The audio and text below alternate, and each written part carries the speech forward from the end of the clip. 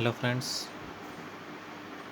आज मैं आपको बताऊंगा प्रोबेबिलिटी डिस्ट्रीब्यूशन कर्व क्या होता है। Probability distribution is the curve with its height so standardize that the area under the curve is equal to unity.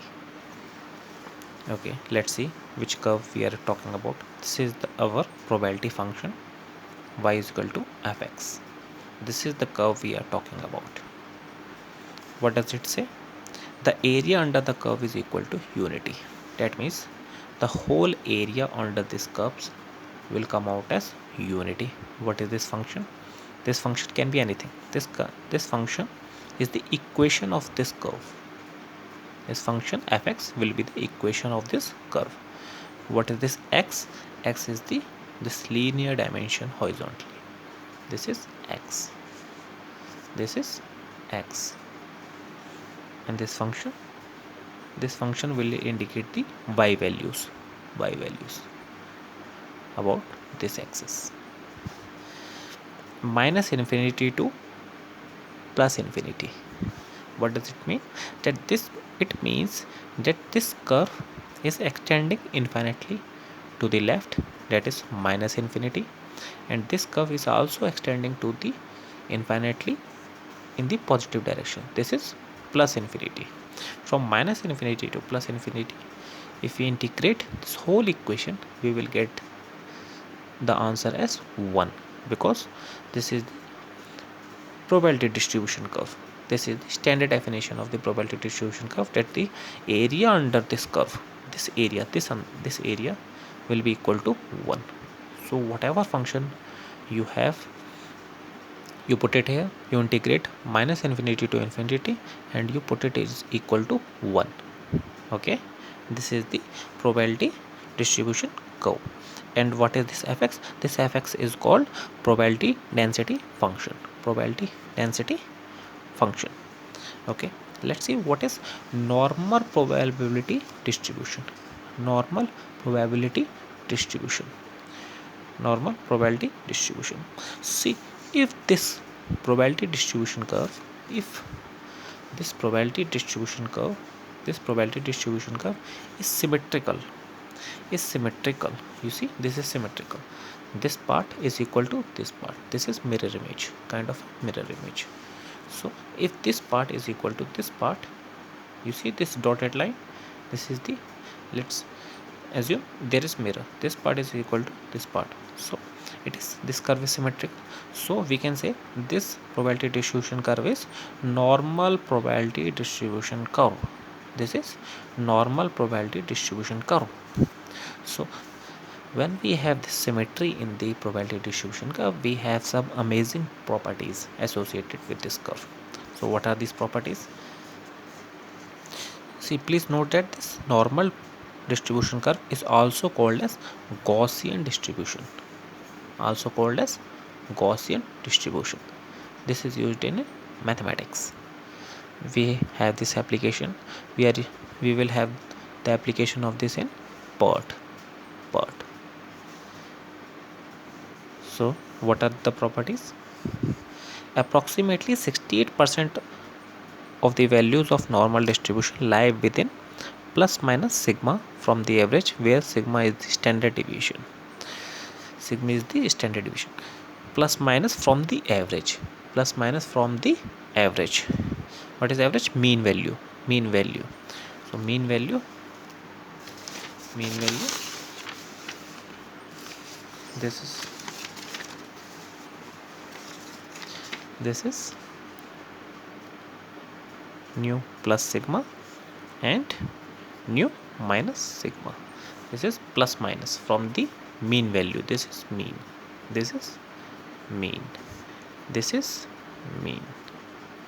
Okay, let's see on the curve.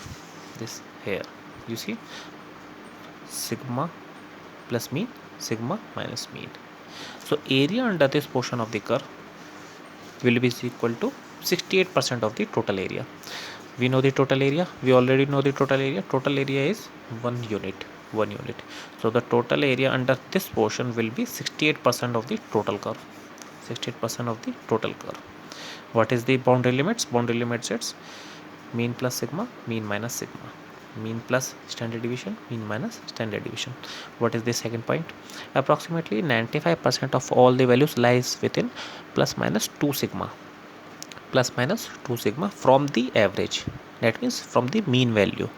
Okay, let's take these values, mean minus 2 sigma, mean plus 2 sigma. Now this is our limits. Now area under from this point to this point will have the value equal to 95%. 95% of the total area. Total area is our 1 unit, so this will be 0.95. 0.95 from here to here, area under this curve from here to here will have a value of 95% of the total area. And what is the third property? Third property is the total area within plus minus 3 sigma from the average, that is nu minus 3 sigma, nu plus 3 sigma. The total area under this will be 99.97%.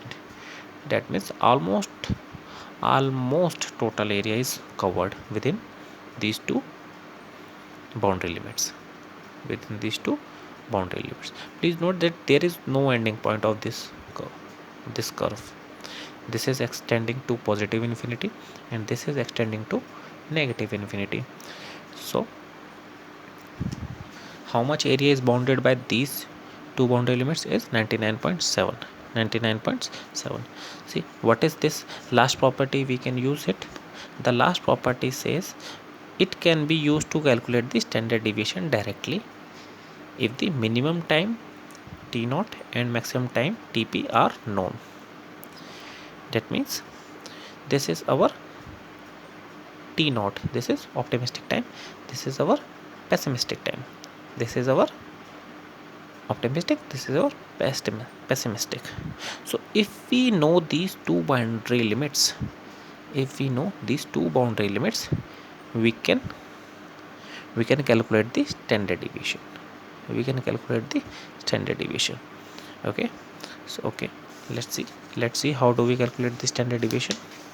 What is our first limit is nu minus, this is nu minus sigma and nu plus sigma. Okay, what is, and this will be our t0, this will be our tp. Okay, so let's subtract this. Solving these two equations, this will come, this subtracting these two equations, we will get 6 sigma is equal to tp minus t0 and sigma will be tp minus t0 by 6. So from here we get the standard deviation in terms of pessimistic time and optimistic time divided by 6. Okay, this is our way of calculating the standard deviation. And we know, what do we know? What is variation? Variation is the variance is the square of standard deviation. So variance is equal to square of standard deviation. That means tp minus t0 divided by 6 का whole square will be our variance. Okay, see, variance sigma square and variance is square of standard deviation, so they have squared the formula. Okay, so this equation is quite useful to calculate our standard deviation. This is okay. Let's talk about another distribution curve. What is the distribution curve? This is beta distribution curve. And this is very well perfectly fits our PERT analysis. And how is it so? Why we have used this beta distribution, and what are the special qualities of beta distribution? Let's see. This beta distribution curve is not symmetrical. It's not symmetrical, unlike normal distribution curve. This is not symmetrical, unlike normal distribution curve. Normal distribution curve was symmetrical, so this was not useful for our PERT analysis. This beta distribution curve has all the qualities that we can use, so we can use it for PERT analysis. So why this beta distribution curve fits perfectly? Let's see what condition this beta distribution satisfy. The distribution should have a small possibility of reaching the optimistic time. So we have this requirement in our curve. We should have this feature in our curve. What is this feature? Small probability of reaching the most optimistic time. Small probability of reaching the most optimistic time. So what is our most optimistic time? This is our most optimistic time, and this is our most likely time. So this is the shortest time. This is the shortest time, and this shows the small probability of reaching our most optimistic time. Okay, so this is our first case. What is our second case? The distribution should have a small probability of reaching the most pessimistic time. So where this is our most pessimistic time. So you can again see this is small probability. This area is very small, and this is our most likely time. So whenever we calculate the time, we calculate with respect to most likely time. So this is small possibility again when it talks about reaching the pessimistic time, and again small probability of reaching the most optimistic time. Okay, and what is the third condition we should have? The distribution should have one and only one most likely time, which would be free to move between the two extreme mentioned in 1 and 2 above. You see, we have only one most likely time. Here it is moving between these two possibilities. Only one likely time moving between these two possibilities. The distribution should be such that the amount of uncertainty can be measured easily. So we can easily measure these distribution values. So we have already calculated the formula before. Standard deviation, this is sigma tp minus sigma t naught upon by 6. This is the variance formula. We already know variance is the measure of uncertainty. Higher the variance, higher the uncertainty. So we need to have minimum variance.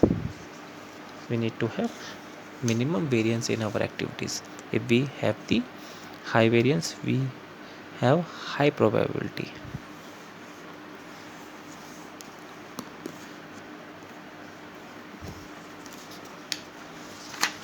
Okay friends, this is the variance.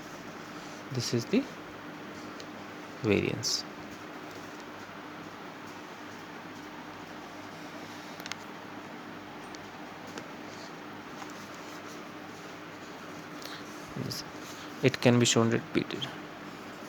So the above mentioned 4 requirements are met with beta distribution, hence this distribution is used in PERT analysis. Please note that we don't use normal distribution, we use beta distribution. In our PERT analysis, not normal distribution curve. This question has been asked most number of times in our Indian engineering services exam. So please remember this question. Okay, that's it for now. Okay, we will study next time.